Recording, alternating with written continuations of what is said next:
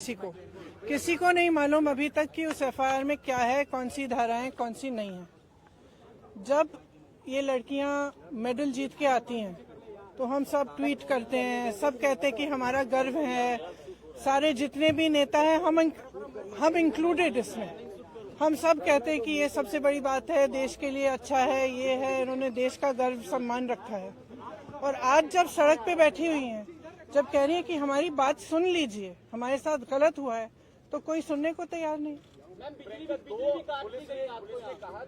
मैंने आपसे, आप बार बार यही कह रहे हैं, मैंने आपसे कहा ना, अगर एफआईआर दर्ज हुए हैं तो कम से कम इनको दिखाना चाहिए कि क्या है, कॉपी देनी चाहिए। मैं आपको पुलिस का स्टैंड बता रहा हूँ। पुलिस का ये कहना है कि 2 एफआईआर उन्होंने इंडिविजुअली दर्ज किए हैं। एक पॉस्को एक्ट, क्योंकि एक माइनर लड़की है, उसकी शिकायत पर पॉस्को एक्ट की धाराओं में, दूसरी जो है छेड़खानी के आरोप में, जो कि सीनियर महिला पहलवानों ने की है। और अब इन्वेस्टिगेशन को लेकर जो होना चाहिए, उसको लेकर आपका क्या स्टैंड है? दूसरा ये अरेस्टिंग की जो बात, देखिए सीधी सी बात है, इतने जो सीरियस एलिगेशंस हैं इस शख्स के बारे में, तो पहले रिजाइन तो करें, उनको पद से तो हटाएं। जब तक पद पे हैं तब तक प्रेशर डालते रहेंगे, तब तक करियर बर्बाद करते रहेंगे लोग। इन्वेस्टिगेशन चल रहा है, इसका मतलब क्या है?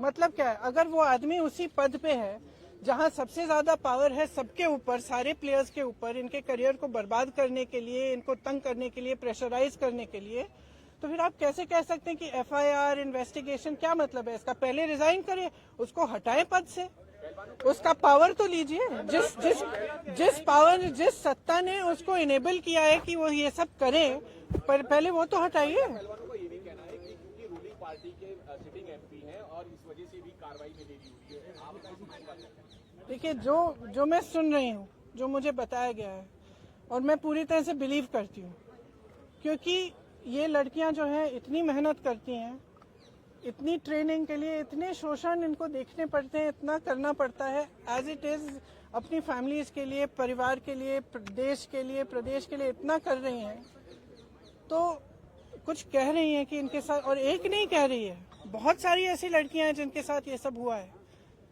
तो मैं समझना चाहती हूँ, एक्चुअली मैं समझना चाहती हूँ कि सरकार इनको बचा क्यों रही है। वो लगातार कह रहे हैं, हम बातचीत कर रहे थे, एफआईआर कभी भी हो सकती है, हमने कई राउंड की बातचीत करी। खेल मंत्री और खेल मंत्रालय के रोल को कैसे देखिए आप? उन्हें पहले करना है, और दूसरा प्रधानमंत्री के लिए क्या कहेंगे जो इन खिलाड़ियों से अपने घर पर तो मिलते, लेकिन एक हफ्ते से ये लोग घर से सब बैठे हैं, प्रधानमंत्री को लेकर के आपकी क्या उम्मीदें हैं और उस पर आप क्या कहेंगे? प्रधानमंत्री से मेरी कोई उम्मीद नहीं है, क्योंकि अगर प्रधानमंत्री जी को इतनी भी परवाह होती तो कम से कम बात तो करते, बुला तो लेते। फिर से जब आपने मेडल लेके आए तो आपने बुलाया ना, घर चाय पिलाई, तो बुलाइए, बात करिए। बच्चियां हैं, बच्चियां, हम सबकी बच्चियां हैं। और मतलब क्या कह रही, ये कह रही है ना कि हमारी 2024 का इलेक्शन है, अब भगवान जाने। मैं आपसे पूछ रही हूँ कि भाई इस आदमी को बचाने के लिए इतना सारा क्यों किया जा रहा है, जब इतनी सारी लड़कियां जिन्होंने देश के लिए इतना किया है, अपने परिवारों के लिए किया है, प्रदेश के लिए किया है, देश के लिए किया है, और इतना मतलब पर्सनल संघर्ष है इनका, आप देख सकते हैं, इन्होंने इतना किया है और आप उसको बचा रहे हैं। भाई इनको बचाओ ना। हमारे देश के बारे में ये क्या कहता है अगर हम अपने बच्चियों को नहीं बचा सकते?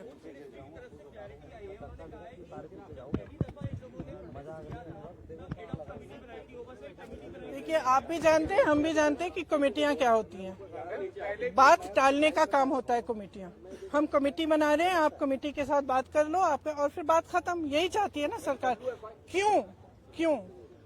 चाहे आप उत्तर प्रदेश के एक गांव में देखिए, चाहे कहीं पे भी देखिए, जब महिला का शोषण होता है तो सरकार मौन हो जाती है, चुप हो जाती है। उस बेचारी महिला को हर जगह जाकर एफआईआर दर्ज नहीं होता, एफआईआर दर्ज होता है तो उसकी कॉपी नहीं मिलती। ये कोई नई कहानी नहीं है, लेकिन इन लड़कियों में इतना दम है, इतना आत्मविश्वास है और इतनी करेज है, ब्रेवरी है कि ये लोग खड़े हैं और कह रहे हैं कि हम ये होने नहीं देंगे। तो पूरा देश, मैं आपको बता सकती हूँ कि प्रधानमंत्री जी पहचाने नहीं पहचाने, इनके मंत्री पहचाने नहीं पहचाने, इनकी सरकार पहचाने नहीं पहचाने, पूरा देश इनके साथ है, पूरा देश। और सिर्फ ये सरकार उस आदमी को बचाना चाहती है। सबसे पहले उस आदमी को उस पद से हटाइए, सबसे पहले। कोर्ट में कहा कि इस मामले में कई लूपहोल हैं और ये तो सब देखिए, जैसे ही महिला खड़ी होती है सारे लूपहोल निकल जाते हैं, तमाम ऐसी अफवाहें फैलाई जाती हैं, उस महिला को भी के बारे में भी उल्टी सीधी चीजें कही जाती है, हमेशा आपने देखा है। लेकिन देखिए ये संघर्ष करने वाली महिलाएं हैं, इन्होंने एज इट इज बहुत फेस किया हुआ है और ये फेस करेंगी, ये मुझे समझ में आ रहा है। आपने तो बहुत पूछ लिया। ऑपरेशन शीश महल में टाइम्स नाउ ने दिखाया कि अरविंद केजरीवाल ने अपने घर में 44 करोड़ उन्होंने खर्च किया सिर्फ टिकट डिजाइन। देखिए आपको पोलिटिसाइज करना है ये सब, नहीं तो मैं चली जाती हूँ, क्योंकि इसीलिए मैं, यही तो बात है। तो एक्शन तो तब होगा जब पब्लिक प्रेशर आएगा।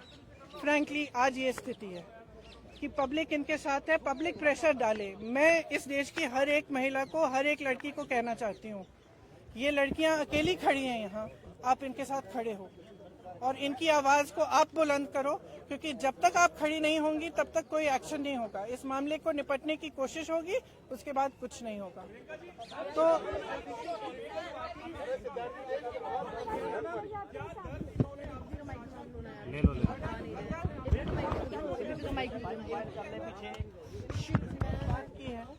इसलिए हम अलग बैठे थे, तो मैं यहाँ क्यों बताऊँ वो बातें, वो इनकी निजी बातें हैं।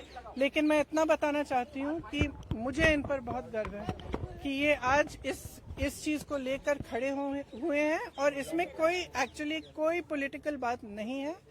इसका राजनीतिकरण बिल्कुल नहीं होना चाहिए, और अगर होगा तो एक बहुत बड़ी शेम होगी और हम सबको इनके साथ खड़ा होना चाहिए। बस इतनी सी बात।